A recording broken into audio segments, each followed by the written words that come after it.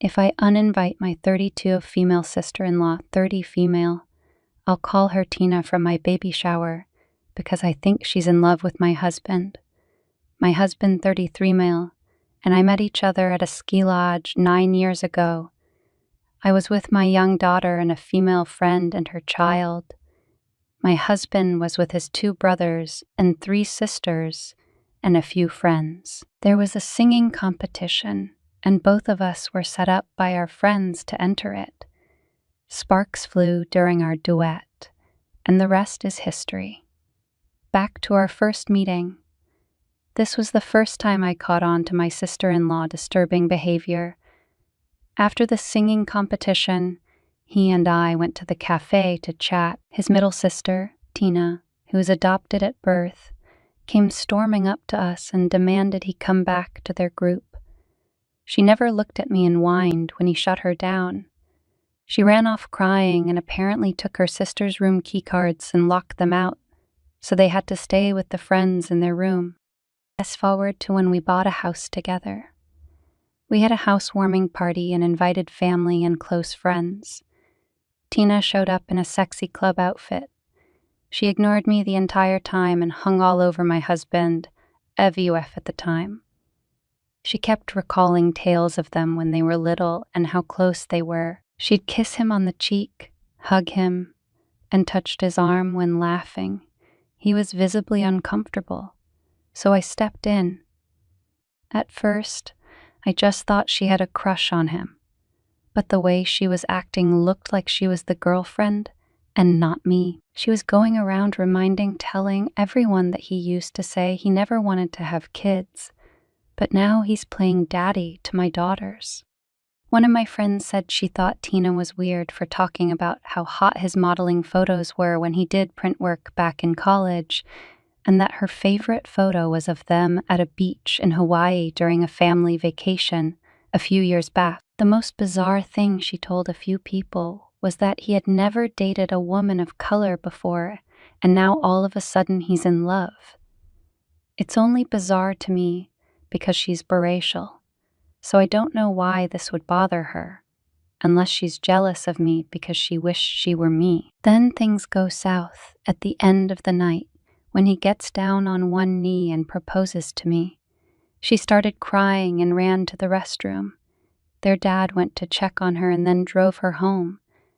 I knew exactly why she was upset, but my husband always equated her behavior to jealousy because she never had healthy relationships.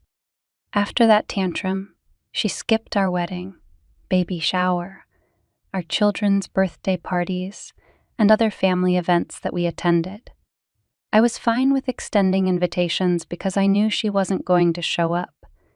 She had some sort of mental breakdown and was in and out treatment for years. Now I have to say, I wish nothing but the best for her, and I don't know what kind of issues she's going through, but I don't want her disrupting our peace. I'm currently pregnant and our baby shower is at the end of this month.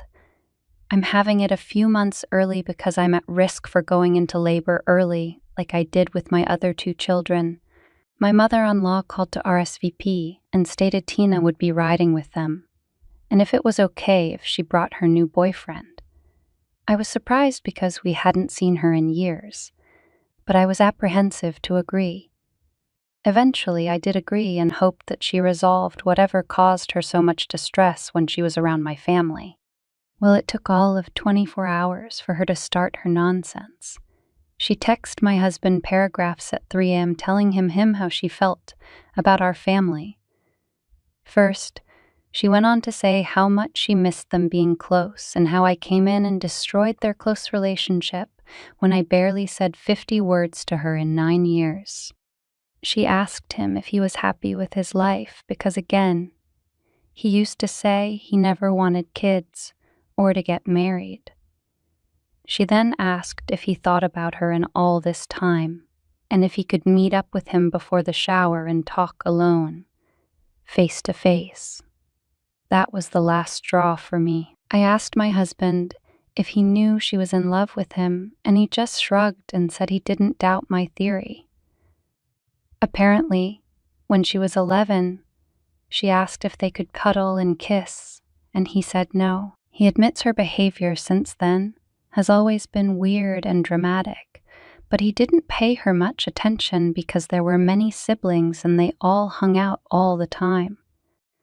I asked him if he could uninvite her and this new boyfriend because I think she's going to bring drama to our baby shower. He said he wants to talk to his parents first to see what kind of state she's been in.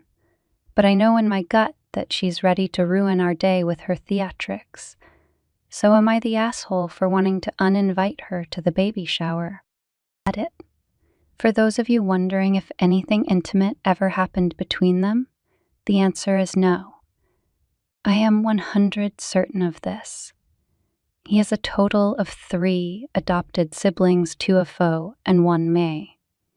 He says he sees them as blood-related siblings because the 3 of them were adopted at birth. He's the second youngest, and they're all within 4 years of each other, so all he knows them as siblings. He said he chooses to ignore her because she's always been dramatic. He's always worried about her physical safety because she's suffered from depression for as long as he can remember, so he tries to handle things gently. He's not opposed to uninviting her, but he does want to know what his parents think about her mental state and whether she can behave. Second edit. So I keep seeing something about High School Musical. I'm a little too old to have watched that show movie, but didn't know about that plot. I changed some details of how we met so this post wouldn't be immediately recognizable, but it's very much, unfortunately, my life right now. My husband is on his way home right now, despite having another 3 hours left at work because his phone kept blowing up. He didn't sound good on the phone, but he wouldn't tell me what was wrong. I don't want to call back his mom and other sister to ask what's going on, but I'll try to post an update when, hopefully, we come to a final solution because I'm stressed and over this. Update. This will probably be my last update since my husband, and I decided that we need to be completely removed from sister-in-law drama, so we can focus on having a healthy pregnancy and family life. I have an appointment with a primatologist, a high-risk prenatal doc tomorrow morning that was scheduled weeks ago to check on the baby. Thank you to those who were concerned about me and the baby. So I don't even know where to start. So I apologize if this update seems all over the place. I also have to point out for the person who went through my comment history, I switched the numbers, genders, and event details so I wasn't as easily identified in real life. I have a professional license, so if someone recognized me and thought I was being unethical due to the nature of the post I've avoided certain verbiage, because of my job, I could be brought in for a review, which I would much like to avoid, so I'm sorry I can't be 100% truthful with all of the details. I tried my best to keep the most important information as factual as possible.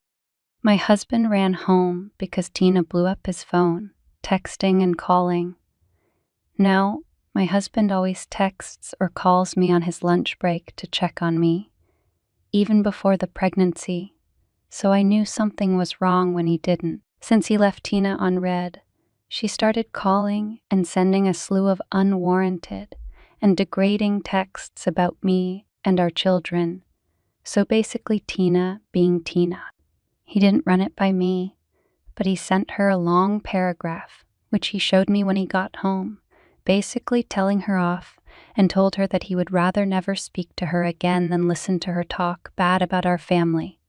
He told her she would never be invited to any of our family functions and that she needed to check herself back into the hospital if she thought their sibling relationship was ever closer than it actually was. He closed it by saying he would let the family know the reason she was uninvited and that he hoped she's either seeing a therapist or would find one immediately. I'm not surprised at his response because the things she said pushed him to that breaking point. I think the worst thing she said was that my 2 miscarriages years ago, which would have been our first child together, was caused because we don't actually belong together, and that my body couldn't even carry any of my children to term 32 and 33 weeks deliveries. I expected her to bring something like this up, but I could tell it really hurt him, and that's why he didn't hold back from her. He then blocked her and told me he's changing our phone numbers.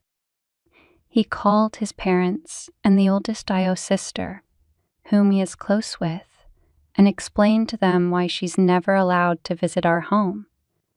He shared all of their text exchanges, and they were mortified. He asked them not to share our address, and when we changed to new numbers, they assured us that none of them shared this information with her, because she actually asked for his work schedule and mentioned driving up a day early to surprise him. My father-in-law had the most to say, and I get it. It's his baby girl, but he hadn't shared much info beforehand with anyone besides his wife. He said he always knew she had a little crush on him, but after her outburst at our housewarming years ago, they had a conversation about her behavior, and she told him that she had been keeping a diary about him since she was a teenager. She explained it was to process her emotions and to challenge negative thoughts. All I heard was that she wrote about him for years, so there's several journals in their home, probably enforcing her beliefs. Apparently, she only stayed away from my husband because my father-in-law kept her in check and was able to get her hospitalized several times for being a threat to herself. I don't know if all her issues stem from her unrequited love for him. Typing that just made me nauseous, but I hope she gets the help she desperately needs. He asked that they speak with her about his last text, but that we don't want to know the outcome. They told us they would deal with her and apologized for thinking she had resolved her issues. My in-laws are saints, and I thanked them for believing us and keeping her away for all these years. Luckily, she's currently living with them due to her issues, so they're going to speak to her tomorrow morning. The bio sister-in-law called me when we got off the phone with the in-laws.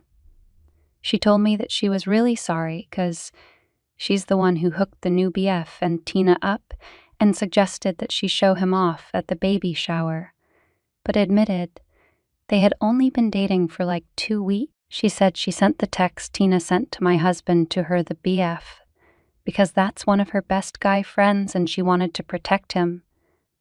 So I'm pretty sure they're probably not a thing anymore. I'm kind of nervous how Tina will deal with 2 rejections so close together. The 2 sisters aren't that close, and she was audibly disgusted to find out that her sister has been pining for their brother all these years. She has a theory, though. She thinks it started with the older bio brother, Sean, because when Tina was little, she would follow Sean around all the time. He's older, so he went off to college abroad. Tina was about 10, and then he permanently moved to Europe. It seems like the crush transferred to my husband when Sean left. Sean hasn't been back to the States since he graduated high school, and no one really has contact with him. So she said she can't call and ask him about it.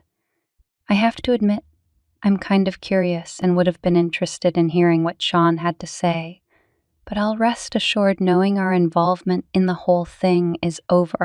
Someone pointed out that Tina is potentially dangerous and could hurt me or our children, and this really scared me.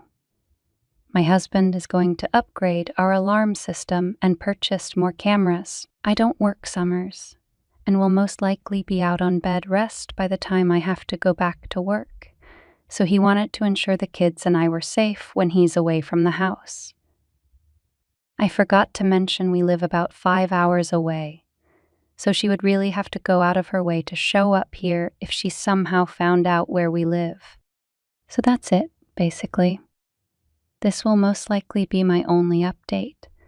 I also want to point out for those that think my husband was intimate with her, at some point to cause her erratic behavior. If that were the case, she would have loved to throw that in my face over and over. Plus, a guilty man would have tried to silence her a long time ago to keep me from finding out. You don't have to trust him, but I do. Thanks again for all the helpful input. I'm feeling a little more at ease and can't wait to see our closest friends and family at our shower.